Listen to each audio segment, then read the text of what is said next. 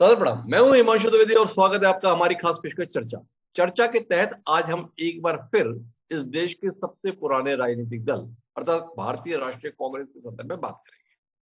भारतीय राष्ट्रीय कांग्रेस के कई दिग्गज राजनेता हुए हैं। वो तमाम दिग्गज राजनेता इस समय जमीन के अपनी सक्रियता के कारण कम, दीगर कारणों से ज्यादा चर्चा में रहते हैं। एक बार फिर कांग्रेस पार्टी आज चर्चा में लाने के लिए जिनको श्रेय दिया जा सकता है वो नाम है मनीष तिवारी का। मनीष तिवारी जो कांग्रेस के खाटी पुराने नेता हैं, बतौर केंद्रीय मंत्री मनमोहन सरकार में महती भूमिका में रहे। सूचना एवं प्रसारण जैसा महकमा उन्होंने स्वतंत्र रूप से संभाला। उससे पहले के भी अगर इतिहास की बात करें तो भारतीय राष्ट्रीय कांग्रेस के छात्र संगठन एनएसयूआई के भी वो 5 साल तक राष्ट्रीय अध्यक्ष थे। उनके खाते में 5 साल तक युवक कांग्रेस के राष्ट्रीय अध्यक्ष के तौर पर भी कार्य करना शामिल। ऐसे मनीष तिवारी कांग्रेस को चर्चा में लाने का कारण पार्टी को मजबूत करने की कोई कोशिश नहीं, बल्कि उनके द्वारा लिखी गई एक किताब है जिसके कुछ हिस्सों को लेकर एक बार फिर भारतीय जनता पार्टी हमलावर है। मनीष तिवारी जी के द्वारा जो किताब लिखी गई उसी पर केंद्रित आज हमारा ये कार्यक्रम है। आज के कार्यक्रम का शीर्षक है सवालों की किताब, हमले पर मांगे जवाब। संदर्भ ये है कि मनीष तिवारी जी के द्वारा एक किताब लिखी गई जिसका नाम है 10.20 years national security situation that impact India. भारी भरकम नाम है और इस भारी भरकम नाम के साथ किताब के अंतर्गत मनीष तिवारी जी ने ये ज्ञान दिया है, ये नजरिया जाहिर किया है, ये विचार सार्वजनिक किया है कि जो मुंबई पर हमले की घटना हुई थी 2008 में, उसकी प्रतिक्रिया में तत्कालीन मनमोहन सिंह के नेतृत्व वाली यूपीए सरकार ने कोई ठोस कार्रवाई पाकिस्तान के खिलाफ नहीं की। वो हमारी कोई शांति की नीति नहीं बल्कि हमारी कमजोरी का परिचय था। इधर मनीष तिवारी की किताब आई। भारतीय जनता पार्टी तो हमेशा इस फिराक में ही रहती कि कब कांग्रेस के नेता ऐसा कोई मौका दे और वो उसे लपक ले। उन्होंने लपक लिया। भारतीय जनता पार्टी के राष्ट्रीय प्रवक्ता है गौरव जी, उन्होंने बाकायदा एक पत्रकार वार्ता लेकर कांग्रेस को कटघरे में खड़ा कर दिया। उन्होंने जानना चाहा कि जो कांग्रेस तमाम संदर्भों में सवाल उछालती रहती है, नरेंद्र मोदी और उनके नेतृत्व की सरकार के संदर्भ में प्रश्न खड़ा करती रहती है, उसके स्वयं की हालत के संदर्भ में आईना कांग्रेस के अपने नेता दिखाते हैं। आज हम इसी संदर्भ में बात करेंगे कि मनीष तिवारी जी के द्वारा जो मुद्दे 304 पेज की किताबों के अंतर्गत भाजपा के अनुसार उठाए गए हैं उसके मायने क्या है। वाकई देश के संदर्भ में चिंताएं हैं या कांग्रेस के वर्तमान नेतृत्व से जो लोग असंतुष्ट हैं वो इस बहानों के माध्यम से अपने आप को प्रासंगिक रखने की कोशिश में और शायद पार्टी में कोई जगह पाने के संदर्भ में। इस चर्चा का हिस्सा बनने के लिए 4 खास मेहमान हमारे साथ जुड़ रहे हैं, उनसे आपका परिचय कराएंगे और इस दिलचस्प मसले पर कुछ गंभीर किस्म का बातचीत करने की कोशिश भी करेंगे। लेकिन इस सिलसिले को शुरू करें उससे पहले समय है आज के विचार सूत्र। हमारा आज का विचार सूत्र कांग्रेस के नेताओं के वर्तमान व्यवहार को समर्पित है।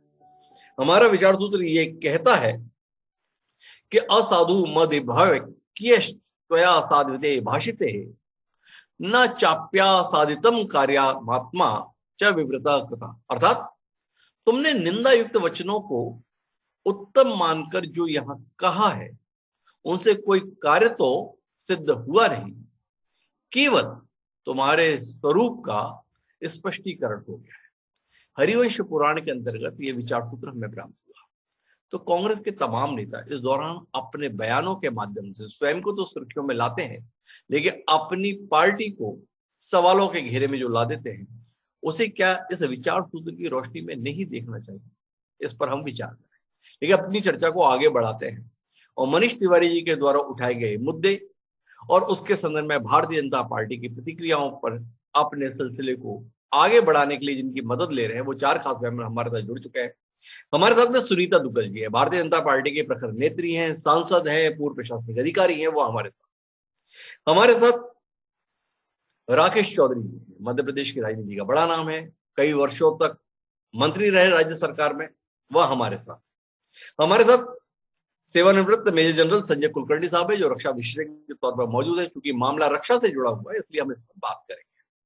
साथ ही संजीदा लहजे में अपनी बात करने के लिए ख्यात हम सबके बेहद सम्माननीय देश के जाने माने पत्रकार राहुल देव जी हमारे साथ में एक लंबे अरसे के बाद जुड़े हैं। आप चारों का स्वागत है। चर्चा की शुरुआत सुनीता दुग्गल जी से करनी है, लेकिन सुनीता दुग्गल जी से शुरुआत करें उससे पहले भारतीय जनता पार्टी के राष्ट्रीय प्रवक्ता गौरव भाटिया के द्वारा क्या कुछ कहा गया है, एक बार सुन लेते हैं और उस पे फिर सुनीता जी से समझने की कोशिश करते हैं। तो सुनिए गौरव भाटिया जी क्या रहे हैं। सरकार थी वो निठल्ली निकम्मी थी, लेकिन राष्ट्र सुरक्षा जैसे मुद्दे पर भारत की अखंडता की भी उनको चिंता नहीं थी। हर भारतीय ये बात कहता था, देश ये बात जानता था, बीजेपी भी यही बात कह रही थी।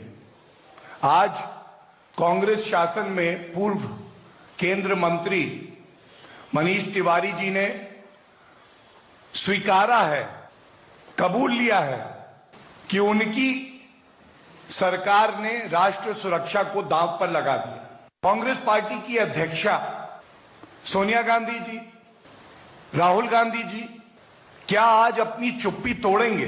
सोनिया गांधी जी, हमारा प्रश्न है आपसे, ये अनुमति और खुली छूट भारत की वीर सेना को क्यों नहीं दी गई? तो ये गौरव भाटिया जी का प्रश्न है। मनीष तिवारी जी ने इसकी पृष्ठभूमि उन्हें उपलब्ध कराई है। 26 नवंबर 2008 अर्थात आज से 13 साल पहले वह घटना जिसने पूरे देश को हिलाकर रख दिया था। मुंबई पर पाकिस्तान से आए हुए 10 आतंकियों के द्वारा हमला किया गया। 160 से ज्यादा लोगों की जानें गई, 300 से ज्यादा लोग घायल हुए। सवाल इस बात का कि इसकी प्रतिक्रिया में देश ने किया क्या? पर क्या यह आतंकी हमले की पहली वारदात थी? इससे पहले जो सरकारें रही उनके दौर में आतंकी हमले नहीं हुए, और क्या उसके संदर्भ में भी प्रतिक्रिया की यही उम्मीद रही कि इधर हमला हुआ, इधर पड़ोसी देश पर आपने हमला किया? समझने की कोशिश करते हैं कि आखिर गौरव भाटिया या भारतीय जनता पार्टी मनीष तिवारी के इस उल्लेख के माध्यम से क्या कहना चाह रही है। सुनीता जी हमारे साथ है, सुनीता जी से समझते हैं क्या मायने हैं उनके। देखिए ऐसा हिमांशु जी कि हम गौरव भाटिया जी ने क्या कहा है उसको डिस्कस करने की बजाय जो तिवारी जी ने अपनी किताब में लिखा है और जिस तरह से उन्होंने कन्फेस किया है, रादर मैं तो ये कहूंगी कि उनकी सरकार के समय में जो चीज होनी चाहिए थी वो नहीं हुई और उसका खामियाजा हमें काफी बाद तक भी भुगतना पड़े, उसको डिस्कस करें तो ज्यादा बेहतर होगा। क्योंकि आपने देखा है कि बिल्कुल स्पष्ट रूप से, मुझे तो वैसे बड़ी इस बात की बड़ी हैरानी हो रही है कि एक के बाद एक जो है, क्योंकि कांग्रेस पार्टी के जो नेता हैं तो धरातल पर जमीन पर उनके पास जो है लोग जो है नागरिक जो है आम जनता जो है वो उनके साथ जुड़ी हुई नहीं है। तो वो इस तरह से, जैसा कि उनका एक हाई प्रोफाइल स्टाइल भी रहता है कि वो बुक्स लिख कर आपने ठीक है उससे अपनी जिस तरह से अपनी जो पॉपुलैरिटी है वो गेन करने की कोशिश कर रहे हैं।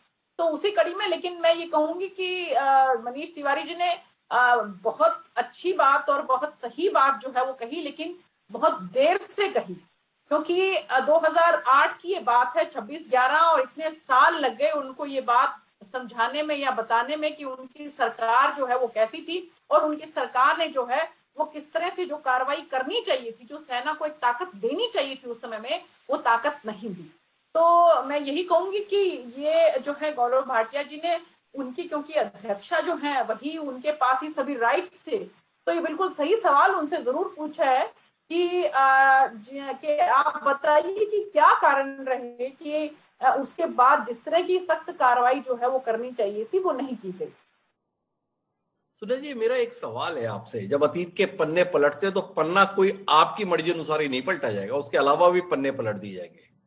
26 नवंबर 2008 भारतीय जनता पार्टी को बड़ी मुखरता के साथ याद रहा। गौरव भाटिया जी तुरंत आ गए, मनीष तिवारी जी ने मौका भी दिया। ये हमारे पास में भी मौका आया पन्ने थोड़े और पुराने पलटने का, और एक तारीख निकल कर आई 13 दिसंबर 2001। परम श्रद्धेय अटल बिहारी वाजपेयी के नेतृत्व की एनडीए सरकार, भारत का संसद भवन और संसद भवन पर हमला। सवाल जिस तरीके से अभी उठ रहा है कि मुंबई पे हमला हुआ और उसकी प्रतिक्रिया में पाकिस्तान के खिलाफ कोई कार्रवाई क्यों नहीं हुई, सुनीता जी ऐसा ही सवाल जहन में आता है कि देश के लोकतंत्र के सबसे बड़े मंदिर पर हमला हुआ, स्पष्ट तौर पर लश्कर तैयबा और जैश ए मोहम्मद के नाम उसमें शामिल थे, इसके बावजूद भी कुछ किया नहीं गया। क्या अटल जी की, क्या भारतीय जनता पार्टी के नेतृत्व वाली सरकार की परंपरा को ही आगे बढ़ाया गया, या जितना आक्रोश जितनी नाराजगी, जितना गुस्सा मनमोहन सिंह और यूपीए सरकार के संदर्भ में आपके जहन में है, उतना ही गुस्सा, उतनी ही नाराजगी, उतना ही क्रोध अटल बिहारी वाजपेयी जी की सरकार के संदर्भ में भी आपके मन में है। देखिए हिमांशु जी, उसको जो है वो बहुत सच में ही जो है संसद के ऊपर जो हमला हुआ था उसको नहीं भुलाया जा सकता, लेकिन उसके बाद की जो कार्रवाई है वो सरकार की तरफ से पूरी तरह से की गई और आपने फिर देखा भी एक के बाद एक किस तरह से जो है सभी के ऊपर जो कार्रवाई हुई और अंत में जिस तरह से है किसी को भी बख्शा नहीं गया। तो मुझे लगता है कि अगर ये इन दोनों चीजों को, क्योंकि आप एक चीज और देखें कि यूपीए की सरकार के दौरान जितने आतंकवादी टेररिस्ट अटैक भारत के ऊपर हुए, इतने जो है वो अभी जब से 2014 से लेकर अब तक की हमारी भारतीय जनता पार्टी की सरकार है। और आप इस बात का मुझे लगता है कि हमारी सरकार को जो है वो उसका क्रेडिट लेना चाहिए कि एक के बाद एक, बल्कि उनके गृह मंत्री किस तरह से जो है वो पोशाक बदल कर जाकर जो है वो देखने जाया करते थे कि जहां कहीं पर भी जो है वो वहां पर अटैक हुआ करते थे। तो मुझे लगता है कि हमें इस बात को देखना चाहिए कि किस तरह से हमारी जो सरकार है वो कंट्रोल कर रही है। और जो है अभी और भी बहुत से उदाहरण हैं, वो जैसे चाहे बालाकोट का भी आप लें, तो मुझे लगता है कि हमें आगे की तरफ बढ़ना चाहिए और ये देखना चाहिए कि अब किस तरह से जो है कार्रवाई हो रही है। अभी जो एयर स्ट्राइक जो हुई है कि कोई जवाब जो है उसके बाद से आप महसूस भी कर रहे होंगे कि पाकिस्तान जो है वो उस तरह से मुखर नहीं हो पा रहा है जिस तरह से कि वो होना चाहता भी है या कि जिस तरह से वो पहले हुआ भी है। तो मुझे लगता है कि इस चीज की सरकार के इन कदमों को जो है वो अप्रिशिएट करना चाहिए। सुनीता जी, आप चाहती हैं कि मैं अटल जी के दौर की बात ना करते हुए मोदी जी के दौर की बात करूं। कांग्रेस के लिए भी सहूलियत हो सकती है कि आप क्यों मनमोहन सिंह के दौर की बात करें, इंदिरा जी के दौर की बात करें, पाकिस्तान के 2 टुकड़े करा के रख दिए। तो हम अपनी सुविधा के अनुसार कालखंड को याद करें या निर्मम तरीके से, निष्पक्ष तरीके से चीजों का मूल्यांकन करें। सुनीता जी। हिमांशु जी, देखिए ऐसा है कि उनके नेता ने याद किया है, अपनी गलतियों को याद किया है। हम पीछे की जो कोई किसी भी तरह की कोई कमियां रहती हैं, अगर हम उसका चिंतन करते हैं, मंथन करते हैं और अपने आप को अब एक सही रास्ते की तरफ ले जाते हुए अपने आप को आगे बढ़ते हैं, तो ये जो है चिंता उनके नेता ने उनकी सरकार के लिए व्यक्त की है। तो इसमें हमें भी इस बात का जो है उनसे बल्कि उनसे हमें भी ये लगा है कि बिल्कुल ठीक है, जब उनके नेता पूछ रहे हैं तो जवाब देना चाहिए उनके नेताओं को। वो जी का बहुत स्पष्ट तौर पे कहना है, भाई हमारे से क्यों सवाल कर रहे हो, उठाया तो कांग्रेस के नेता नहीं है, और वो भी कांग्रेस का नेता कोई सामान्य नेता नहीं। जो 2008 के संदर्भ में सवाल कर रहा है वो 2009 से 2014 के कालखंड में स्वयं मनमोहन सिंह जी के नेतृत्व की सरकार का हिस्सा रहा है। तो चौधरी राकेश सिंह जी, आपसे समझने में दिलचस्पी क्या हो गया आप लोगों को? पैर पे कुल्हाड़ी मारते हैं ऐसी कहावतें बचपन में पड़ी थी, पर गर्दन पे अपनी कुल्हाड़ी दे मारते हैं ऐसे उदाहरण क्यों करने के लिए इतने बेसब्र कांग्रेसी हैं? थोड़ा राकेश चौधरी जी इस पे रोशनी देंगे? डॉक्टर साहब, अव्वल तो ये कि वो पुस्तक इंडिविजुअल तिवारी जी ने लिखी है, उनकी खुद की लिखी हुई है और उन्होंने अपने जीवन के वृतांत उसमें लिखे हैं। मैं समझता हूँ कांग्रेस पार्टी का ना तो प्रकाशन है वो, और ना ही कांग्रेस पार्टी की तरफ से उन्हें ताकीद दी गई कि आप ऐसी पुस्तक लिखें। उन्होंने अपने संस्मरण लिखे हैं, अभी हाल ही में सलमान खुर्शीद साहब ने भी लिखी थी। लेकिन मैं इस बात से आपकी से सहमत हूँ कि समय इतना विपरीत है कांग्रेस के, जब हमें जनता के बीच में संघर्ष करना चाहिए, लोगों के बीच में। आज प्रियंका गांधी जी पूरे यूपी में घूम रही है, भीड़ उमड़ रही है, राहुल जी सब जगह जा रहे हैं, प्रदेश के सभी देश के नेता जा रहे हैं, जन जागरण हम लोग पदयात्राएं निकाल रहे हैं। और वैसे तो मैं ये मानता हूँ पुस्तक कोई उन्होंने 10 दिन में तो लिख नहीं दी, कई वर्षों से लिख रहे होंगे। इस समय पे प्रकाशित होना, इस समय आना, ये दुर्भाग्यपूर्ण है और भारतीय जनता पार्टी को एक उसका मौका मिल गया। लेकिन उन्होंने ये भी प्रतिक्रिया व्यक्त की मनीष तिवारी जी ने कि भाई 304 पेज की पुस्तक में आपको एक छोटा सा अंश ही दिखाई दिया है प्रतिक्रिया करने के लिए। दूसरी बात मैं कहना चाहता हूँ, आपने जो खुद ही वो प्रश्न कर दिया कि जब संसद पे हमला हुआ तब माननीय अटल जी प्रधानमंत्री थे, लौह पुरुष तथा कथित आदरणीय गृह मंत्री थे लालकृष्ण आडवाणी जी, और उस इतने हमारे संसदीय भवन पर हमला होने के बाद भी तात्कालीन सरकार ने कोई ऐसा बड़ा निर्णय नहीं लिया था कि पाकिस्तान पर अटैक कर दिया हो।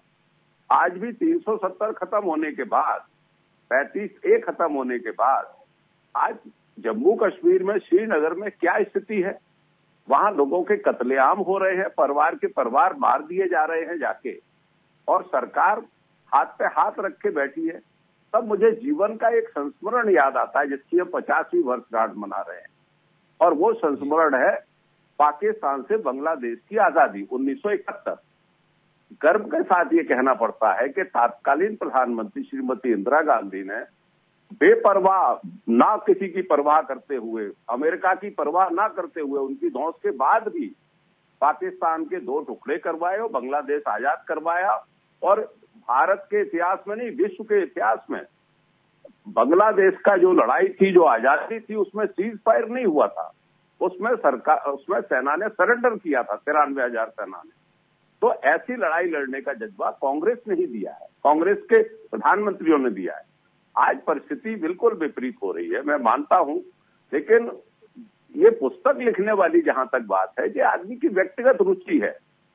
अब जीवन में क्या होता है कि व्यक्ति जिस काम में पढ़ाई की है, वो, अब जैसे राहुल देव जी हैं, आप हैं, भाई आप इसके पारंगत हैं, आप पुस्तक लिखें, आप बढ़िया एंकरिंग करें, बढ़िया लेख लिखें, ये स्वागत योग्य है। लेकिन हम राजनेता लोग, राजनीतिक लोग अपने जीवन के तथाकथित वो टूटे फूटे कोई ऐसे संस्मरण लाके पूरे देश को हम चर्चा में डाल दें, ये बड़ा दुर्भाग्यपूर्ण है। लेकिन इसका कांग्रेस से मैं समझता हूं कोई वास्ता नहीं है, ये व्यक्तिगत उनकी किताब है, व्यक्तिगत उनकी। फैसला से, कांग्रेस से इसका कोई वास्ता नहीं, कह कैसे ले रहे हैं? मनीष तिवारी किसी गली मोहल्ले के नेता है। मनीष तिवारी की बुनियाद ये है कि वो आपके भारतीय राष्ट्रीय छात्र संगठन के 5 साल राष्ट्रीय अध्यक्ष रहे। मनीष तिवारी वो नेता है जो भारतीय राष्ट्रीय युवक कांग्रेस के 5 साल राष्ट्रीय अध्यक्ष रहे।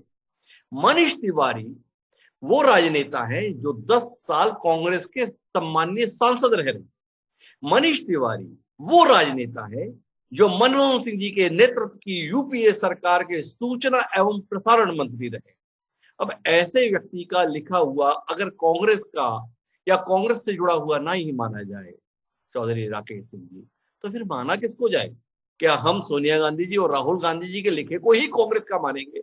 इसके तरफ आप किसी और का कहा हुआ, किसी और का बोला हुआ, किसी और का लिखा हुआ कांग्रेस का नहीं मानेंगे, केवल गांधी परिवार नहीं, गांधी परिवार भी नहीं होता। कांग्रेस का एक प्रकाशन विभाग है, कांग्रेस का एक साहित्य विभाग है, और एक कमेटी बनी हुई है जो कांग्रेस के प्रकाशन को पब्लिश करती है, पुस्तकें लिखती है, कांग्रेस संदेश जारी करती है। तो ये नहीं कहा जा सकता कि इंडिविजुअल गांधी परिवार का ही होगा। मैं कई बार ये सोचता हूं कि एक वो हुआ करते थे भारतीय जनता पार्टी के, जिन्होंने मुखड़ा कहा था अटल जी को, और वो बाद में फिर शून्यता की तरफ चले गए। वर्तमान परिप्रेक्ष्य में ये पुस्तक जो लिखी गई है वो उनकी व्यक्तिगत सोच है, मैं फिर ये बात मानता हूं। अब जैसे मान लीजिए मैं पुस्तकें पढ़ता हूं, मैंने MS गोलवलकर साहब को पढ़ा, उन्होंने 1939 में ये कहा कि यहूदी, क्रिश्चियंस और मुसलमान भारत में मेहमान है। अब मेहमान है तो अटैची मेहमान की तैयार है कि कभी भी चले जाए। इधर आजादी की लड़ाई लड़ी जा रही थी 1947 के लिए, और गोलवलकर जी 1939 में 9 साल पहले वो पुस्तक लिख रहे थे। तो ये विचारधारा खराब विचार है। लेकिन मैं ऐसा भी मानता हूं कि इस समय कांग्रेस कमजोरी में है, कांग्रेस को ताकत की जरूरत है, नेताओं को नीचे जाने की जरूरत है, और ऐसे में अपना जो वास्तविक आपका गुण नहीं है उससे आप पुस्तकें लिख के आप कहीं विवाद में फंसना चाहते हैं, तो कहीं ना कहीं संस्था भी कमजोर होती है। मैं सहमति इससे व्यक्त करता हूं। तो कुल मिलाकर राकेश चौधरी जी को किताब लिखे जाने पे ही ऐतराज है। मेरे पास 2 और खास मेहमान हैं, कुलकर्णी साहब है और राहुल देव जी हैं, लेकिन मैं राहुल देव जी के पास पहले जाना चाहता हूँ। राहुल जी, आपसे समझना ये चाहता हूँ कि मनीष तिवारी से गुनाह क्या हुआ? किताब लिख दी, ये गुनाह हुआ, या किताब में जो विचार व्यक्त किए वो सत्य के करीब है, ये गुनाह हुआ? कुल मिला के बतौर पत्रकार आप क्या देख पा रहे हैं? मैं तो धन्यवाद दूंगा मनीष तिवारी को कि उन्होंने ये किताब लिखी। मैं धन्यवाद सलमान खुर्शीद को भी दूंगा, उन्होंने किताब लिखी। और भी जो भी किसी भी पार्टी के किसी भी जिम्मेदार बड़े नेता ने जो किताबें लिखी हैं अपने बारे में, अपने अपने कार्यकाल के बारे में, तो उनका स्वागत किया जाना चाहिए। ये सारे लोकतंत्र में परंपरा है। ये मैं अभी सोच ही रहा था कि ऐसा क्यों है कि सबसे ज्यादा ऐसी किताबें कांग्रेस के नेता लिख रहे हैं और भारतीय जनता पार्टी के पूर्व मंत्री, मुख्यमंत्री, जो वरिष्ठ नेता है, वो क्यों नहीं लिखते? डर के कारण नहीं लिखते या लिखने की क्षमता नहीं, मैं नहीं जानता क्या है। लेकिन ये तो सब जगह परंपरा है कि जो भी सार्वजनिक जीवन में रहा है व्यक्ति, एक जिम्मेदार पद पर रहा है, वो जब अपने कार्यकाल के बारे में, अपनी आंखों देखे हुए घटनाओं के बारे में और जिन घटनाओं में वो एक शरीक रहा है उनके बारे में लिखता है, तो पत्रकारों सहित सारे संसार को, देश को उस कालक्रम की एक जानकारी मिलती है, ज्यादा प्रामाणिक जानकारी मिलती है। उससे वो उनका अपना ज्ञान पूरे देश का समृद्ध होता है और एक नई दृष्टि मिलती है। तो ये तो इसका स्वागत किया जाना चाहिए, इसको प्रोत्साहित किया जाना चाहिए। तो ये राकेश जी, सोच रहा हूं आपने इसकी तो सराहना की, पर साथ ही सवाल उठाया कि मैं समझ नहीं पा रहा हूं कि भाजपा के नेता क्यों नहीं लिख रहे हैं। क्या आपको नहीं लगता है कि भारतीय जनता पार्टी के नेताओं को बड़ा व्यस्त कर दिया है कांग्रेस ने अपनी लिखी हुई किताबें पढ़ने में? उन्हें उन किताबों को पढ़ने में और उससे अपने मुफीद अंश निकालने में इतना व्यस्त कर दिया है कि उन्हें समय नहीं मिल पा रहा है कुछ लिखने के संदर्भ में। इसमें आपका कोई नजरिया? ये सवाल किससे है? आप ही से है कि आप इस नजरिए के संदर्भ में क्या करते हैं? भाई इतने व्यस्त हैं, मनीष तिवारी ने क्या लिखा, सलमान खुर्शीद ने क्या लिखा, इसे लिखने में पूरी भाजपा इतनी व्यस्त हो जाती है और उसके बाद उस पर चर्चा करने में कि खुद लिखने का, खुद विचार करने का अवसर कहां रह रहा है? बहुत। और मैं मतलब हमारे, अब सुनीता जी को बुरा लगेगा, उसमें हमारे भी बहुत सारे मित्र हैं सारी पार्टियों में, आप भी जानते हैं, हम भी जानते हैं। लेकिन मुझे लगता है कि ये पार्टी भी वो पूरी किताब भी पढ़ने में व्यस्त नहीं होती। वो कुछ एक दो वाक्य, एक पैरा ये व्यक्त होती है, फिर सक्रिय हो जाती है और फिर अचानक प्रेस कॉन्फ्रेंस होने लगती है और केवल एक पैरा के आधार पर पूरी एक सरकार को, मनमोहन सिंह की सरकार को निकम्मी सरकार घोषित कर दिया जाता है। ये शब्द मुझे सुनकर बहुत बुरा लग रहा है, जितनी बार मैं सुन रहा हूं इसको, गौरव भाटिया का। आप उनको कहिए कि उसकी सुरक्षा नीति ठीक नहीं थी, वो उतनी हमारे जैसी मजबूत नहीं थी, लेकिन एक निकम्मी सरकार कहना ये अशोभनीय है। मुझे दुख है उन्होंने इन शब्दों का प्रयोग किया। और केवल एक पैरा पे सलमान खुर्शीद की पूरी किताब, जिसमें उन्होंने हिंदू धर्म की बड़ी प्रशंसा की, उसके एक वाक्य से इतना बड़ा हंगामा खड़ा कर दिया गया। पूरी किताब पढ़ें तो कम रहा, इतना कष्ट कोई करता नहीं, न खुद लिखेंगे, दूसरा लिखेंगे। मैं राहुल जी चर्चा को आगे बढ़ाऊं, पर सुनीता दुग्गल जी काफी देर से हस्तक्षेप करना चाह रही है। उन्हें कुछ ऐसा लग रहा है कि राहुल जी जो बोल रहे हैं उसमें उन्हें कहीं कोई प्रतिकूल टिप्पणी कर दी है। तो एक बार सुनीता जी का हस्तक्षेप सुनते हैं और फिर राहुल जी से चर्चा को आगे बढ़ता है। जी सुनीता जी। अंशु जी, मैं ये कहना चाह रही थी कि भारतीय जनता पार्टी में इतने चैनल्स हैं कि वहां पर कहीं पर भी अगर कहीं किसी को कोई कुछ बात महसूस होती है तो जाकर वहां पर रख सकता है।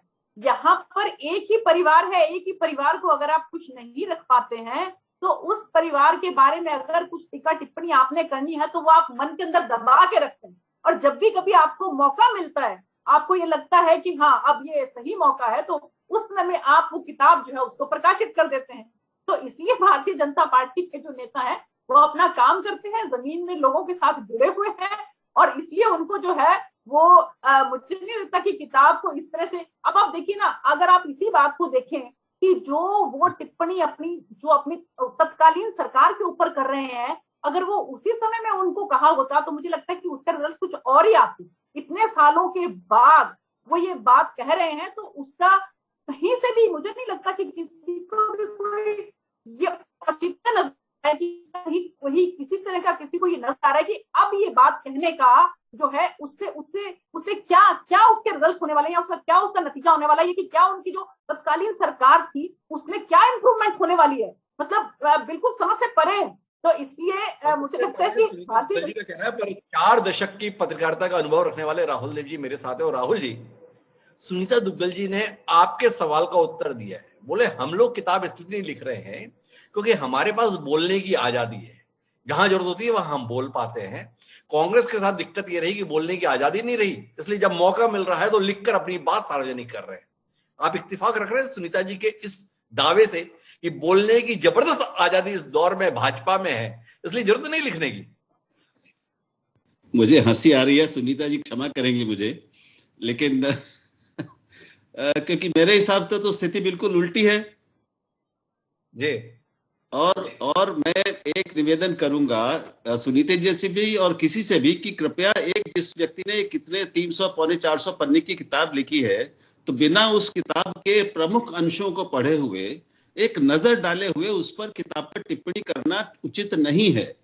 वो केवल उनको ऐसा लग रहा है कि उन्होंने केवल कांग्रेस नेतृत्व के खिलाफ किताब लिखी है, ऐसा नहीं है।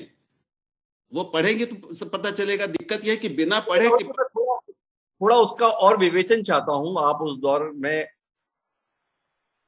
प्रत्यक्षदर्शी रहे पूरे घटनाक्रम के। मनीष तिवारी जी ये महसूस करते हैं कि जिस प्रकार का वह कृत्य हुआ था, जिस प्रकार का आतंकी हमला हुआ था, भारत सरकार ने उसकी प्रतिक्रिया में समुचित कदम नहीं उठाए। उसकी जो प्रतिक्रिया होनी चाहिए थी वैसी प्रतिक्रिया देश ने नहीं दी और ये ठीक नहीं था। क्या राहुल देव जी इस नजरिए के साथ इत्तेफाक रखते हैं? ये एक बिल्कुल अलग सवाल है। क्या आपको लगता है कि मनीष तिवारी का ये आकलन सटीक है, या भारत सरकार ने उस समय जो भूमिका निभाई थी, जो कदम उठाए थे, आपको लगता है कि उस समय के लिए वो कदम जायज थे, पर्याप्त थे? ये एक सवाल। दरअसल हमें इसी पर समय ज्यादा लगाना चाहिए था, तो अब इस पर आते हैं। मैं मनीष हमारे मित्र हैं, मैं उनसे उनकी इस आकलन से सहमत हूं।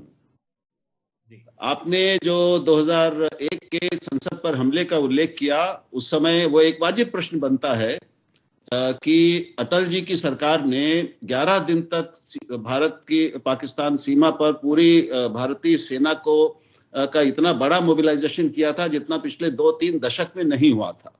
और ऐसा लगने लगा था संसार को कि अब भारत पाकिस्तान युद्ध कभी भी शुरू हो सकता है। उसका एक अपना दबाव बना, पाकिस्तान के ऊपर दबाव बना, विश्व जनमत पर दबाव बना, और फिर संसार ने, देशों ने पाकिस्तान के ऊपर एक दबाव बनाया। उस समय भी यह सवाल उठाया जा सकता था कि संसद पर हमला यानी एक स्वतंत्र देश की संप्रभुता पर हमला है। लेकिन अटल जी ने उन्होंने युद्ध नहीं किया, उन्होंने स्ट्राइक उस तरह से नहीं की, लेकिन उन्होंने सेना पर सीमा पर सेना लगाकर एक सैनिक दबाव बनाया। हमें ये याद रखना चाहिए कि ये जो मुंबई का हमला हुआ 26/11 वाला, वो उसके 7 साल बाद हुआ है, 2008 में हुआ है। जब पाकिस्तान ने उस अटल जी की वाली सरकार की कार्रवाई से सबक नहीं लिया, तो मैं समझता हूं, और इस पर और भी लोगों ने टिप्पणी की है, इस पर आप टिप्पणी पढ़िएगा शिवशंकर मेनन की, उन्होंने भी एक पूरी किताब लिखी है, उसमें एक उल्लेख, एक अध्याय इस पर है। उस समय उन्होंने लिखा है कि सबका जनमत, पूरा विदेश मंत्री प्रणब मुखर्जी थे, मनमोहन सिंह प्रधानमंत्री थे, कैबिनेट कमेटी ऑन सिक्योरिटी जो होती है उसकी बैठक हुई, कांग्रेस मंत्रिमंडल का भी बहुमत इस पक्ष में था कि ये इतनी बड़ी घटना है, हमला है, कि इसका सैनिक उत्तर दिया जाना जरूरी है। और कई विकल्प थे, शिवशंकर मेनन ने उनका उल्लेख किया है, जनरल कुलकर्णी हमारे साथ हैं, वो बताएंगे। मुरीदिके पे हमले किए जा सकते थे, स्ट्राइक्स की जा सकती थी, LAT के ठिकाने जिनके बारे में मालूम था भारत को, सेना को मालूम था, वो POK में थे, उन पर हमले किए जा सकते। इन सारे विकल्पों पर विचार हुआ, सेनाध्यक्षों ने अपनी राय प्रधानमंत्री और सबके सामने रखी। शिवशंकर मेनन खुद कह रहे हैं, जो विदेश सचिव थे उस समय, कि मैं स्वयं इस पक्ष में था कि हमला एक सैनिक हमला होना चाहिए, सैनिक प्रत्युत्तर होना चाहिए, लेकिन अंत में वो नहीं किया गया। उनका कहना है कि मैं आज ये कह सकता हूं कि ये फैसला सही था, उससे भारत को दूरगामी लाभ हुआ। लेकिन मैं समझता हूं कि मनीष की मैं भावना से सहमत हूं कि उस समय अगर ज्यादा तुरंत उसी तरह का, उसी रूप में, एक सैनिक कार्रवाई के रूप में उसका उत्तर दिया जाता, तो पाकिस्तान की आज वो सारी बदमाशियां करने की स्थिति में नहीं होता जो वो 2008 से लेकर आज तक करता रहा है। ये मेरा उत्तर है। आपके इत्तेफाक रख रहे हैं कि जो मनीष तिवारी जी कह रहे हैं, कहीं ना कहीं वो भावनाएं यथार्थ परक है। जो प्रतिक्रिया भारत को देनी चाहिए थी वैसी प्रतिक्रिया नहीं दी, और शायद अगर देते तो पाकिस्तान के हौसले कहीं ना कहीं कमजोर होते। मेरे साथ संजय कुलकर्णी साहब है। कुलकर्णी साहब, मैं राहुल जी के इस नजरिए के संदर्भ में आपसे समझना चाहता हूँ। भाई, हमने तो उरी के हमले का जवाब दिया, फिर भी पुलवामा का अटैक हो गया। अगर प्रतिक्रिया से लोग सबक ले लेते हैं तो फिर नहीं होना चाहिए था। पुलवामा का हुआ, उसके बाद तो हम छाती चौड़ी करके घूम ही रहे हैं कि हमने किस तरीके का प्रत्युत्तर दिया। पर उसके बाद जिसका उल्लेख चौधरी राकेश सिंह जी कर रहे हैं, क्या कश्मीर में आतंकी घटनाएं रुक चुकी हैं? क्या हम ये मानने के लिए अब तैयार हैं कि अब जो भी आतंकी घटनाएं हो रही हैं वो स्थानीय विषय है? पाकिस्तान को सबक मिल चुका है, पाकिस्तान ऐसी कोई हिम्मत नहीं करता। अब पाकिस्तान के जरिए इस देश में आतंकी गतिविधियों के संदर्भ में कोई घटनाक्रम नहीं है, या कुल मिला के अपने आप को बहलाने के लिए हम इस प्रकार की बात करते हैं। जो देश दो टुकड़े होने के बाद अपनी अकल ठिकाने पर नहीं ला पाया, उसको ये 4 बम गिरा देने से, 40 जवान मार देने से या 100 सैनिकों को हलाल कर देने से सबक आ जाएगा? आपसे जानने में दिलचस्पी है। सवाल सतही लग सकता है, लेकिन अतीत के पन्नों के आधार पर इसे इग्नोर तो नहीं कर सकते। हिमांशु जी, पहले तो धन्यवाद। मैं कहूंगा कि एक राजनीति के तौर पर नहीं लेना है, क्योंकि ये नेशनल सिक्योरिटी का मामला है और हर सरकार अपने तरीके से रिएक्ट करने की कोशिश करती है और कैपेसिटी बिल्डिंग में वक्त लगता है। संयम बरतना बहुत अच्छी बात है और आज भी देश में सबने संयम बरतना चाहिए, क्योंकि जिस तरीके से हम लोग अपने वक्तव्य देते हैं, कुछ भी बोल देते हैं देश के बरखिलाफ, देश के साथ, जो भी, मतलब संयम वहां बरतना चाहिए। और जिस तरीके से पाकिस्तान 1947 से लेकर लगातार जिस तरीके से कार्रवाई करता आया है, और 2001 में भी जब मोबिलाइजेशन किया गया तो संजू ने कहा था कि the supreme art of war is to be able to ensure that you don't go for a fight, to subdue the enemy without a fight. तो 2001 में भी मोबिलाइजेशन हुआ, जिस प्रकार से दबाव डाला गया, एक डेटरेंस के तौर पर देखा जाना चाहिए। यानी कि पाकिस्तान लगातार इस तरह की हरकतें करता आया है। पाकिस्तान एक टेररिज्म का अड्डा है, इसमें कोई शक नहीं है, और बार बार सर के ऊपर से पानी बह रहा था। और ये वक्त ऐसा था कि जरूर सरकार ने, जब जिस तरीके से सबको बुलाया गया, तीनों चीफ्स को बुलाया गया, डिस्कशन हुआ, उसके ऊपर क्या गया कि क्या कर सकते हैं, नहीं कर सकते हैं। जब एयर चीफ मार्शल मेजर ने कहा है कि हम कर सकते हैं, हमारे में हिम्मत है, और अगर रिटेलिएशन भी होता है हम उसको भी काबिलियत है हमारे में, मुझे लगता है कि इस मामले में संयम बरतना ठीक नहीं था।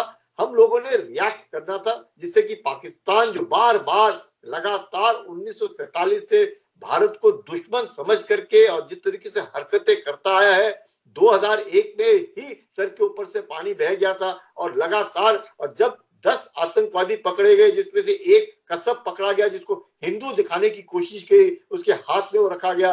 अगर कसब शायद पकड़ा ना जाता तो पाकिस्तान ये कहता है कि ये तो हमारे आदमी नहीं है। उनके आईएसआई चीफ ने खुद माना ये पाकिस्तानी है। उसने, उसके बाद हेडली का इन्वेस्टिगेशन हुआ, कसब का इन्वेस्टिगेशन हुआ, अंसारी का इन्वेस्टिगेशन हुआ, सबने ये माना कि पाकिस्तान का हाथ है, इसमें कोई शक नहीं। उसके बाद प्रणब मुखर्जी ने भी खुद कुरैशी को प्रेस कॉन्फ्रेंस नहीं लेने दिया, वापस भेज दिया। जिस प्रकार से कार्य सबको मालूम था कि इसमें पाकिस्तान का हाथ है। इस संदर्भ में मुझे लगता है कि जरूर अगर हम पाकिस्तान को उसी वक्त सबक सिखाते, चाहे वो न्यूक्लियर हो या ना हो, 99 में भी पाकिस्तान न्यूक्लियर था, तो उसके बाद भी कारगिल हुआ, 2001 में भी पाकिस्तान न्यूक्लियर था, उससे कोई न्यूक्लियर से कोई लेना देना नहीं है, एक कन्वेंशनल है और स्ट्राइक करना जरूरी था।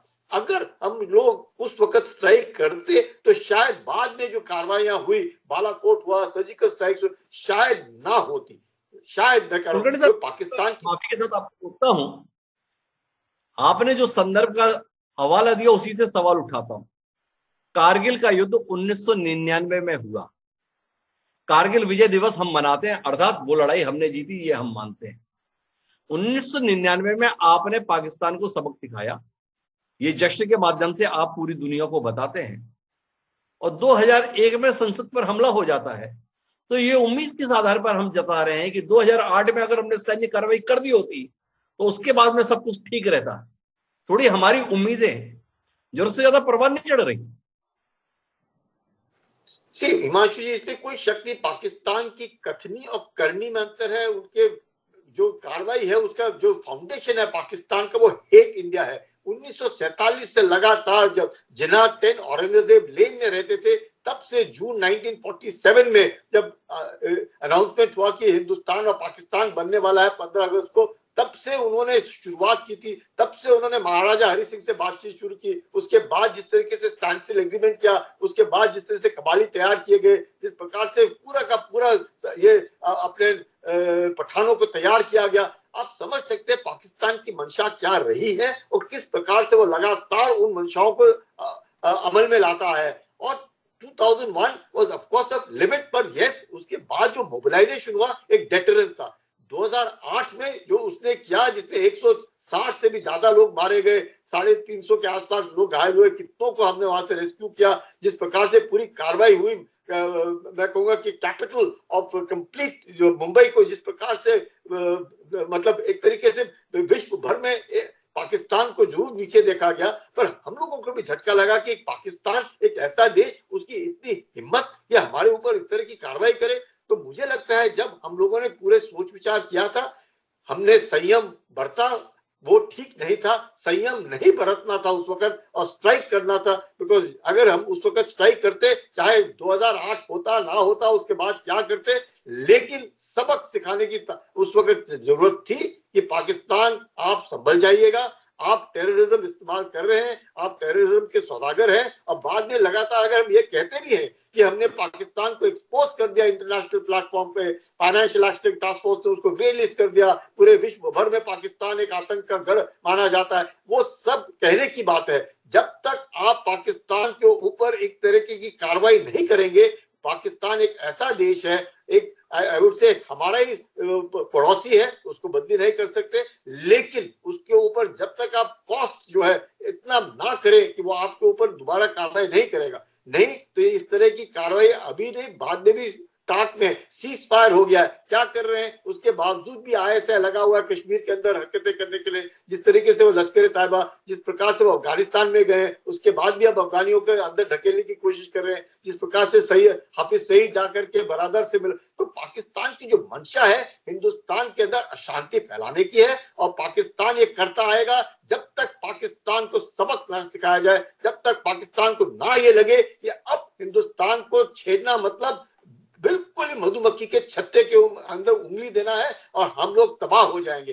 जब इस बात पाकिस्तान के सर में घुसेगी तब शायद हो सकता है, मैं फिर शब्द इस्तेमाल कर रहा हूँ, शायद हो सकता है, नहीं तो पाकिस्तान जो है। संजय कुलकर्णी साहब ये कह रहे हैं, तो मैं वापस सुनीता जी आपके पास आता हूँ। संजय कुलकर्णी साहब को इस बात की बड़ी पीड़ा है कि 2008 में प्रतिक्रिया क्यों नहीं हुई, होनी चाहिए, पर वो साथ में उम्मीद जताते हैं कि सबक ऐसा होना चाहिए कि बाद में हिम्मत ना करे। आपको बड़ी खुशी है इस बात की कि कांग्रेस के एक नेता ने यह माना कि हम वैसा सबक नहीं सिखा पाए, पर आपसे सवाल इस बात का है, 7 साल से आपकी सरकार है, आप सबक सिखा पा रहे हैं। आप अपनी तारीफ में पीठ तो बहुत थपथपाते हैं, पर साथ में बताते हैं कि पाकिस्तान अभी भी इस देश को अशांत कर रहा है, अभी भी कश्मीर में आतंकी घटनाएं जो भी घटित हो रही है उसमें पाकिस्तान का हाथ है। तो आपसे सवाल इस बात का है सुनीता जी, सही तरीके से सबक कब सिखाएंगे आप पाकिस्तान को? ये सीमा से 10-20 किलोमीटर अंदर जाने से काम चल जाएगा, या रावलपिंडी इस्लामाबाद तक पहुंचने की भी कोई उम्मीद कर ले अब आपसे?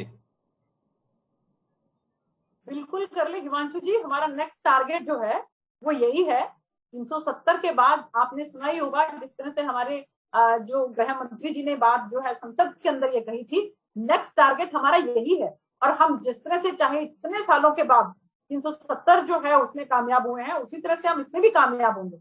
और आपने देखा होगा कि किस तरह से आदरणीय प्रधानमंत्री श्री नरेंद्र मोदी जी इंटरनेशनल लेवल के ऊपर जो आज की तारीख के अंदर पाकिस्तान की जो हालत हो रखी है, तो मुझे लगता है कि ये सब धीरे धीरे कूटनीतिक तरीके से हमें आगे बढ़ना होता है कि हम अपना जो है उसको हमने बालाकोट से जो है वो सबक भी सिखा दिया, एयर स्ट्राइक से बिल्कुल साइलेंट तरीके से, और साथ के साथ हम इंटरनेशनल लेवल के ऊपर भी उसको हम उस लेवल पर ले आए कि जो वो कहीं पर कुछ कहने जो है उसकी कहने की कोई गुंजाइश ना रहे। तो मुझे लगता है कि उसके हिसाब से भारतीय जनता पार्टी की सरकार माननीय प्रधानमंत्री नरेंद्र मोदी जी के नेतृत्व में बिल्कुल सही दिशा में काम कर रही है। और बार बार आदरणीय प्रधानमंत्री जी ये सभी जितने भी जो हमारे विपक्षी दल के नेता हैं उनसे भी कहते रहते हैं कि आपको अगर कुछ लगता है कि हमें ऐसा नहीं ऐसा करना चाहिए कि बाद में कहीं कोई किताब लिख के ये कहे कि नहीं उस समय ऐसा कर लेते तो ज्यादा बेहतर था, वो बार बार जो है वो सबको वेलकम करते रहते हैं कि आपको अगर कहीं कुछ लगे तो आप अपने सुझाव दीजिए।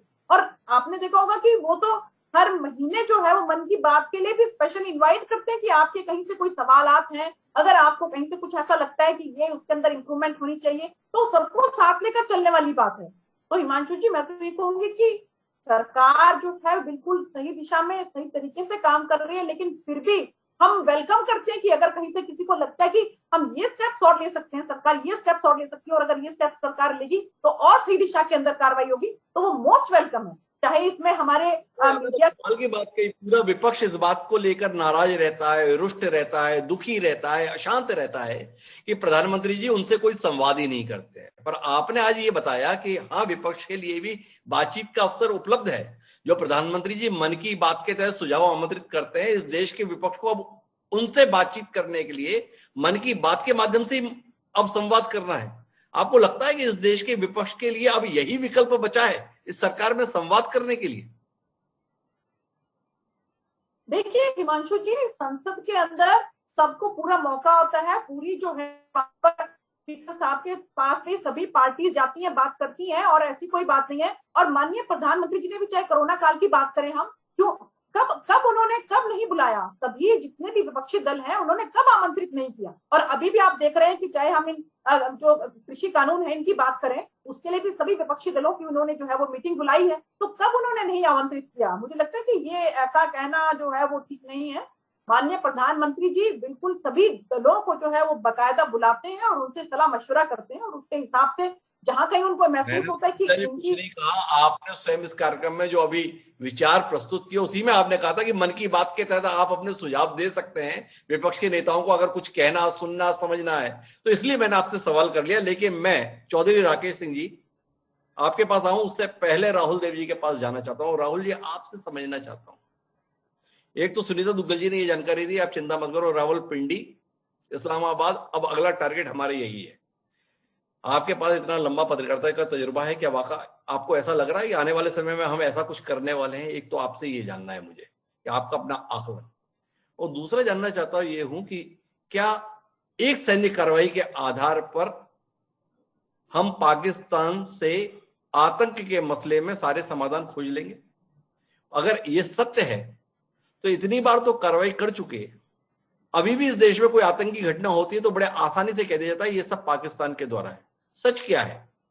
अगर हमारी कार्रवाई से आतंक रुक जाता है तो फिर पाकिस्तान से होना नहीं चाहिए, और अगर नहीं रुकता है तो फिर ये दावा क्यों कि 2008 में अगर कार्रवाई कर देते तो फिर तो कुछ मामला बचता ही नहीं। बर्बाद कर दिया कांग्रेस ने इस देश को, यूपीए ने। हिमांशु, दोनों सवालों का संक्षेप में उत्तर है नहीं।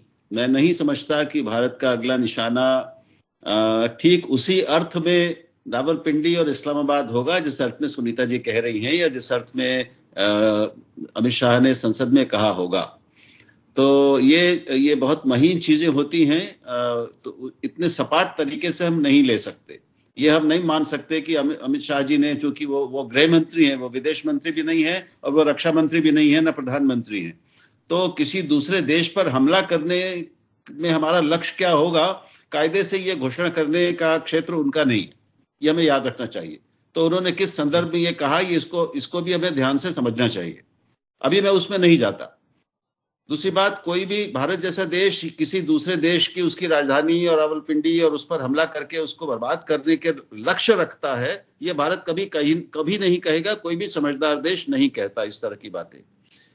जहां तक बात यह है कि पाकिस्तान के हमले कैसे रुकें, क्या कुछ करने से वो रुकेंगे, तो मैं ये मानता हूं कि कुछ भी भारत कर ले, पाकिस्तान द्वारा इस तरह की कार्रवाइयां पूरी तरह कभी खत्म नहीं होंगी।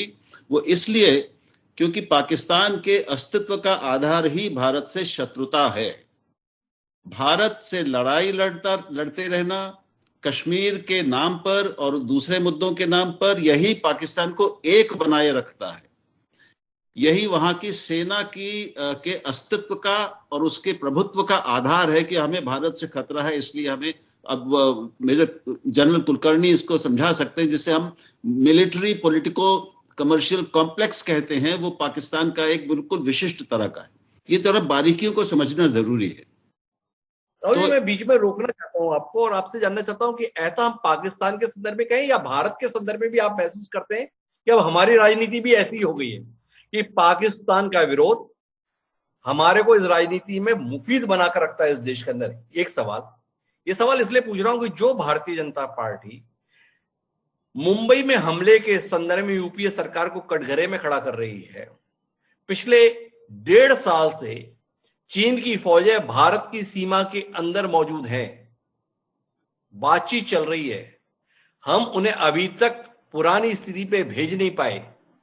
जो सवाल मनीष तिवारी आज किताब के माध्यम से उठा रहे हैं, क्या आने वाली पीढ़ियां भारतीय जनता पार्टी या वर्तमान सरकार के संदर्भ में नहीं पूछेंगी भविष्य में कि आपने उस समय पर राष्ट्र की अखंडता, राष्ट्र की संप्रभुता के संदर्भ में मौन क्यों साधे रखा?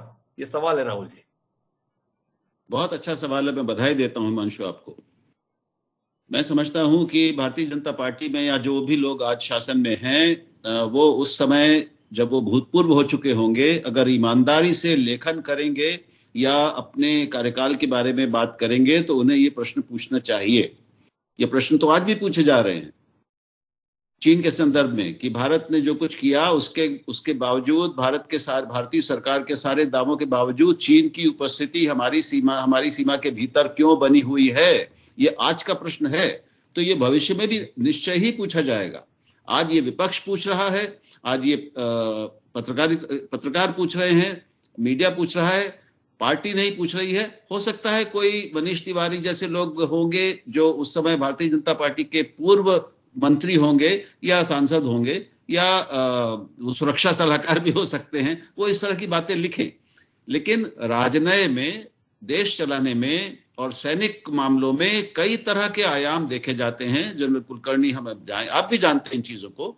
तो इतने सरल सवाल जवाब, तुर्की ब तुर्की वैसा ही जवाब, ये सब नहीं होता। बहुत सारी चीजें देखनी होती हैं। तो उस पर कोई अंतिम प्रामाणिक और अंतिम सत्य के रूप में कोई फैसला नहीं किया जा सकता ऐसी चीजों के बारे में। एक सीमा के बाद आपको तत्कालीन सरकार के विवेक पर यह छोड़ना होता है कि उसने उन परिस्थितियों में अपने विवेक और देश के हित को ध्यान में रखते हुए जो कार्रवाई की, वो शायद उस समय सबसे अच्छी कार्रवाई होगी। और ये मैं राकेश सिंह जी के पास जाऊं उससे पहले एक और सवाल आपसे करना चाहता हूं। हम उस समय के कदम के संदर्भ में, सैन्य व्यवस्थाओं के संदर्भ में, पाकिस्तान के संदर्भ में, चीन के संदर्भ में बात कर लिए, पर जो इस देश का सबसे पुराना राजनीतिक दल है, उसकी इस दीनहीन दशा के संदर्भ में भी कोई टिप्पणी करेंगे? इतनी आसानी से भारतीय जनता पार्टी देश के सबसे पुराने राजनीतिक दल को कटघरे में ले आती है और ये राजनीतिक दल तड़फड़ाता हुआ, हड़बड़ाता हुआ ही दिखाई देता है। इस पर आप कुछ कहेंगे? संक्षेप में 2 बातें कहूंगा। कांग्रेस की 2 समस्याएं हैं। एक तो अब उसका जो एक वैचारिक आधार था, सामाजिक आधार और वैचारिक आधार दोनों बिखर गए हैं। यानी एक वैचारिक विचारधारात्मक धुंधलका है, वैसी कोई स्पष्टता अब नहीं है, क्योंकि उसके कुछ हिस्सों को समाजवादियों ने और बाकी पार्टियों ने, क्षेत्रीय पार्टियों ने उसकी विचारधारात्मक हिस्सों को अपना लिया है, उसके कुछ हिस्से को मध्यम उसको बीजेपी ने अपना लिया है, और उसके पास कोई विचारधारात्मक आधार स्पष्ट रूप से उसको सबसे अलग करता हो ऐसा नहीं बचा। जबकि भाजपा के पास ऐसा एक विजन है, बाकी तो क्षेत्रीय पार्टियां हैं। दूसरी बात, उसकी सबसे बड़ी समस्या, उसके ऊपर गांधी परिवार का ये जो बना हुआ प्रभुत्व है, ये उसकी दूसरी सबसे बड़ी समस्या है। जब तक वो इस बैसाखी से मुक्त नहीं होगा, तब तक कांग्रेस का पुनर्जीवन नहीं हो सकता। वो पुनर्जीवित होकर नए प्राण, नई ऊर्जा और नए रक्त को अपने भीतर नहीं ला सकती। तो संक्षेप में ये मेरे 2 उत्तर है। राहुल जी ने 2 बहुत ही स्पष्ट स्थितियां कांग्रेस पार्टी के संदर्भ में व्यक्त की है। चौधरी राकेश सिंह जी, अब सवाल आपके ऊपर है। आप कब तक भाजपा पे बौखलाते रहेंगे? कब तक अपने ही नेताओं के किए हुए को अपनी पार्टी के विचार से अलग जताते रहेंगे? ये सवाल है। क्या इसी प्रकार से बौखलाए हुए, हड़बड़ाए हुए कांग्रेसी को देखने के लिए देश को विवश रहना है, या इस स्थिति में कोई बदलाव की उम्मीद करें आप लोगों से? नहीं, मैं फिर इस बात को दोहराना चाहता हूं कि कांग्रेस की विचारधारा, कांग्रेस की संस्कृति, कांग्रेस का पठन पाठन ये बिल्कुल अलग है। ये बात सत्य भी है कि अभी उसमें थोड़ा सा कहीं ना कहीं कमजोरी आई है, लेकिन आइडियोलॉजी से, विचार से जितनी संपन्न कांग्रेस पार्टी है, उतनी संपन्न कोई पार्टी नहीं है। सब में संकीर्णता है, सबको पढ़ा है, सबको देखा है। जितना व्यापकता कांग्रेस को पढ़ने से मिलती है उतनी किसी को नहीं मिलती। अब ये सर्किल है, थोड़ा बहुत घूमता है। मैं राहुल देव जी की बात से सहमत हो जाता हूँ कि भाई परिस्थितियां और ये सब अभी इसको थोड़ा सा असामान्य बना रही है, लेकिन पर कांग्रेस का एक अपना विचार है, अपनी विचारधारा है और उससे नहीं हट सकती। उसको उसी को आधार बनाना पड़ेगा, वही आधार रहेगा। बहुत बेहतरीन चर्चा के बाद मैं ये बात कहना चाहता हूं कि पाकिस्तान के हौसले बुलंद हुए जब हमारे भारत के प्रधानमंत्री बिना बुलाए उनके नवाजे के जन्मदिन पे चले। उसके बाद पाकिस्तान को ये लगा कि हमारा जो डर और भय था भारत का, जो 130 करोड़ जनता के जो नुमाइंदगी करने वाले का भय था, वो बिना आमंत्रण के चला गया। हमारे यहाँ समाज में हर जगह बिना आमंत्रण के कोई मेहमान जाए तो उसको बहुत ज्यादा उससे भय नहीं रहता, उससे इज्जत अफजाई नहीं होती। ये जो निर्णय था माननीय नरेंद्र मोदी जी का, वो देश को बहुत ज्यादा कमजोर करने वाला था और पाकिस्तान के हौसले बुलंद करने वाला था कि अरे हिंदुस्तान तो बहुत कमजोर है, उसका प्रधानमंत्री बिना आमंत्रण के हमारे घर आ गया। वो इंदिरा गांधी का देश जिसने 93,000 लोगों का सरेंडर करवाया, बांग्लादेश के टुकड़े करवाए। आज मैं बिल्कुल सहमत हूं मैं राहुल भाई की बातों से कि गृह मंत्री हैं अमित शाह, लेकिन पूरा देश जानता है कि सारे विभाग उन्हीं के पास है।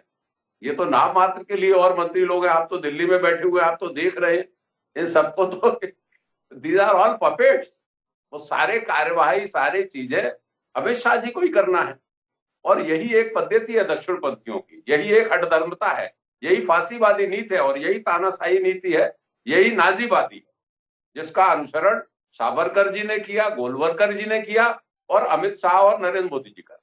राकेश जी, मैं बहुत विनम्रता के साथ आपको बीच में रोकता हूं। अमित शाह जी के संदर्भ में इतनी आसानी से आपने उन्हें नाजीवादी, फासिस्टवादी सारा कुछ करार दिया, और जो महान लोकतांत्रिक पार्टी है कांग्रेस पार्टी, उसके पूर्व राष्ट्रीय अध्यक्ष राहुल गांधी सरकार के द्वारा लिए गए फैसले की प्रति भरी बैठक में फाड़ दे रहे हैं। इसको आप बहुत लोकतांत्रिक मूल्यों के प्रति समर्पित मानते हैं? थोड़ा जानने में दिलचस्पी है। वो एक कैबिनेट का निर्णय था और कैबिनेट के निर्णय का विरोध करने का एक सत्ता पक्ष के संगठन का एक तरीका अलग भी हो सकता था, मैं ये मानता हूं। तो कुल मिलाकर चौधरी राकेश सिंह जी इस नजरिए के साथ है, लेकिन सुनीता दुग्गल जी को हस्तक्षेप कर जा रही है। सुनीता जी की टिप्पणी सुनते हैं और फिर वापस संजय कुलकर्णी साहब के पास चलते हैं। जी सुनीता जी। वादियों का इन्होंने वर्णन यहाँ पर किया है, उसमें अगर ये अपनी पार्टी के लिए सामंतवादी अगर और उसमें उसके अंदर ऐड कर दें तो मुझे लगता है कि बेहतर होगा, सब कुछ स्पष्ट हो जाएगा कि एक ही परिवारवादी अगर आप उसको ऐड कर दें कि एक परिवार जो है और उसका खामियाजा आप लोग भुगत रहे हैं, कांग्रेस पार्टी वाले उसका खामियाजा भुगत रहे हैं। हमें इससे कोई नुकसान नहीं है, हमें इससे कुछ मतलब नहीं है। लेकिन जिस तरह से आपने इतने सारे शब्द जो है भारतीय जनता पार्टी के लिए इस्तेमाल किए, जबकि ये वो पार्टी है जिसके लिए नेशन फर्स्ट, पार्टी सेकंड और सेल्फ लास्ट है। जहां जो कोई भी बात होती है, अगर जितनी शिद्दत के साथ गृह मंत्री जी ने संसद के अंदर वो बात रखी, वो सिर्फ और सिर्फ इसीलिए रखी और इतने दिलदार तरीके से रखी। और आप ये देखिए 370 के बारे में अगर आप बात कर लीजिए हिमांशु जी, उसी संसद के अंदर मैंने खुद भी बल्कि चर्चा के अंदर हिस्सा लिया था और उन्होंने जो जम्मू कश्मीर में जो है फारूक अब्दुल्ला जी, उन्होंने क्या कहा था एक वीडियो के अंदर, 370 को अगर किसी ने हाथ लगाया तो मालूम नहीं क्या हो जाएगा। तो क्या हुआ? इसी तरह से मैं अभी भी कह रही हूँ ये बात, आदरणीय राहुल देव जी ने बड़े साफ कहा है कि नहीं, ऐसा नहीं हो सकता, पॉसिबल नहीं है। हम भी ये नहीं कह रहे हैं कि हम अटैक करके जो है कभी रावलपिंडी पे या लाहौर पर उन पर अटैक करके, लेकिन शनय धीरे धीरे आप देखना एक समय वो भी आएगा, हमारी आने वाली जनरेशन जो है वो इस बात को देखेंगी कि पाकिस्तान जो है वो पाकिस्तान नहीं रहेगा, हिंदुस्तान का हिस्सा बन जाएगा।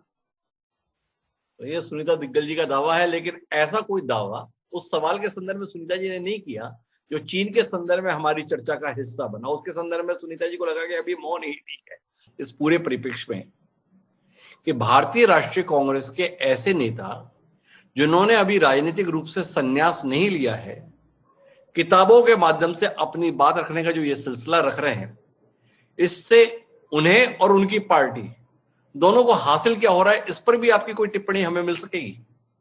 नहीं, मैं समझता हूं कि ये एक तो वो नेता हैं जो ये समझ गए हैं कि अब नए निजाम में कांग्रेस के भीतर उनके लिए कोई बड़ा भविष्य नहीं है, या तो फिर वो इतने साहसी हैं कि अपनी कीमत, ऐसा करने की कीमत जानते हैं, फिर भी ये बातें लिख रहे हैं। लेकिन ये दोनों नेता ऐसे हैं जो पहले भी किताबें लिख चुके हैं।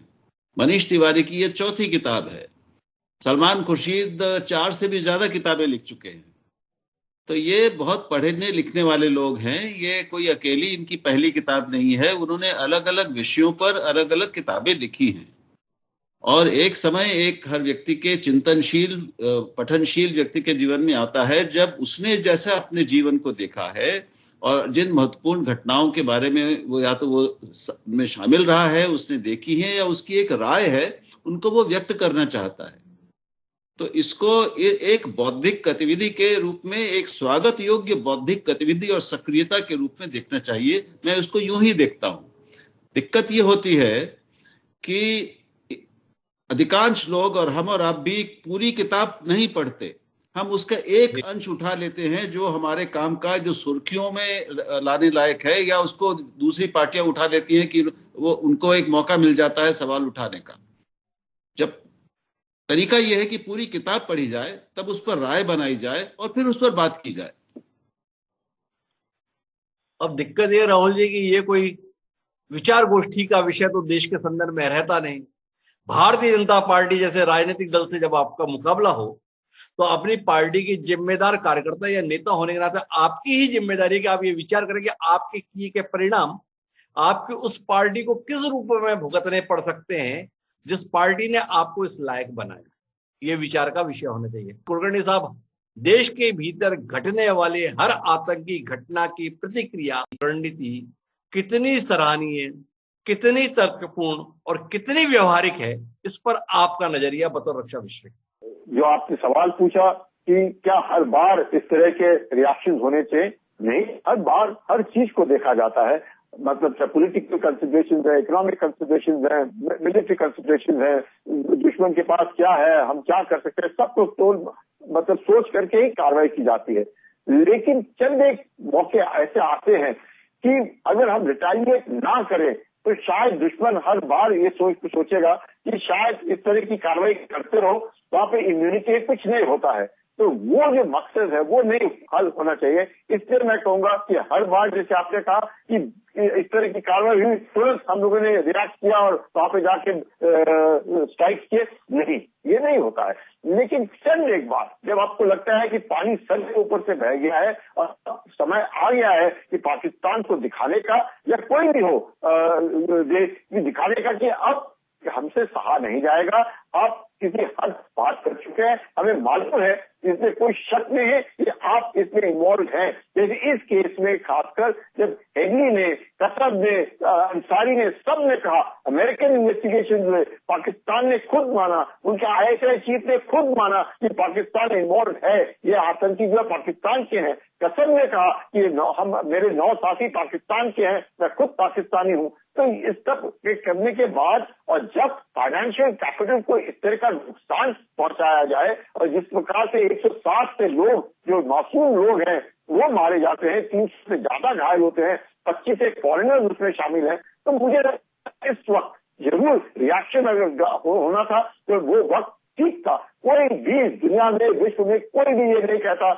हम लोगों को कि शायद हम लोगों ने जो भी किया है वो गलत किया है, क्योंकि सब कोई कहते हैं कि पाकिस्तान जो है एक आतंक का सौदागर है और आतंक के सौदागर होने के कारण पाकिस्तान को ये सबक सिखाना जरूरी था। क्योंकि हमने सबक उस वक्त नहीं सिखाया और पाकिस्तान को आड़े हाथ नहीं लिया, इसीलिए शायद बाद में जिस प्रकार से घटनाएं होती रही उनका भरोसा बढ़ता रहे कि भारत जो है एक सॉफ्ट स्टेट है, रिटेलिएट नहीं करता है, इसके साथ जो कार्रवाई करनी है कर सकते हैं, बोलता है पर करता नहीं है। जब पाकिस्तान को जब पता चला कि शायद अब ये देश जो है बोलता नहीं, ये करता है, करके दिखलाता है, तब मुझे लगता है पाकिस्तान जरूर संभलेगा, कोई भी देश है जरूर संभलेगा। कि इस तरह की घटनाएं नहीं घटनी है, भारत को इतना लाइटली नहीं लेना है। भारत की जो परसेप्शन है पाकिस्तान के दिमाग में एक कमजोर है, कोई कुछ नहीं, बोलते रहते हैं, करते रहे। अब वो जो भावना है उनके दिल से हट गई है। अब उनको लगता है कि अगर पाकिस्तान कुछ करेगा तो हरकत होगी, रिटेलिएशन होगा। ये जो भय है, जो डर है, जो डेटरेंस है, यही काफी है। मुझे लगता है भय रहना चाहिए। इस बात के हिमायती हैं संजय कुलकर्णी साहब। वो निजी तौर पर इस बात को बहुत दृढ़ता के साथ कह रहे हैं कि 2008 में जो कुछ मुंबई में घटित हुआ था उसके बदले में कोई ना कोई सैन्य कार्रवाई जरूर होनी चाहिए थी। वो मौका हम छोड़ बैठे। लेकिन इससे इतर इस कार्यक्रम के कुछ और निष्कर्ष भी बतौर सैन्य विशेषज्ञ भले ही संजय कुलकर्णी इस नजरिए के साथ हो, पर इतिहास ये बताता है कि पाकिस्तान को अब तक कई मौकों पर कई किस्म के सबक सिखाए गए हैं, पर इससे वो सुधर गया हो ऐसा कोई अनुभव हमारे हिस्से में आया नहीं।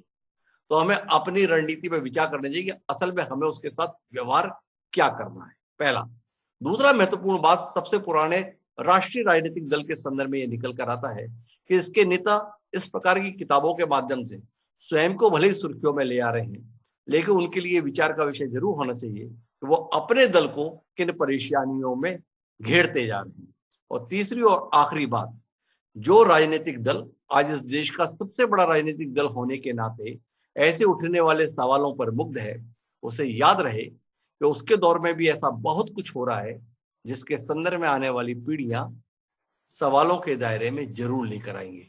बेहतर हो अतीत के इन सवालों पर खुश होने के स्थान पर वर्तमान की चुनौतियों के संदर्भ में कोई सार्थक जवाब खोज ली जाए तो शायद उनके लिए भी और इस देश के लिए भी ज्यादा मुफीद रहेगा। बहरहाल आप सभी मेहमानों का बहुत बहुत धन्यवाद इस चर्चा का हिस्सा बनने के लिए। समय है अब आज के शेर का। हमारा आज का शेर भारतीय राष्ट्रीय कांग्रेस के इन क्रांतिकारी कलम दूतों को समर्पित है। अपने बयान और अपनी कलम से जो कुछ वो लिख रहे हैं उसके चलते ये शेर बड़ा मुफीद हमें महसूस होता है। हमारा आज का ये शेर कहता है कि अपने घर के लोग अगर दुश्मनी करें, अपने घर के लोग अगर दुश्मनी करें, किस आसरे पे यारों बसर जिंदगी करें। तो कांग्रेस को अगर कांग्रेसियों के द्वारा ही घेर दिया जाएगा तो फिर बचाने के लिए किनको बुलाया जाएगा? कांग्रेस का विचार करें। और अब मुझे दें इजाजत, कल फिर मिलते हैं नए विषय के साथ। सादा पड़ा।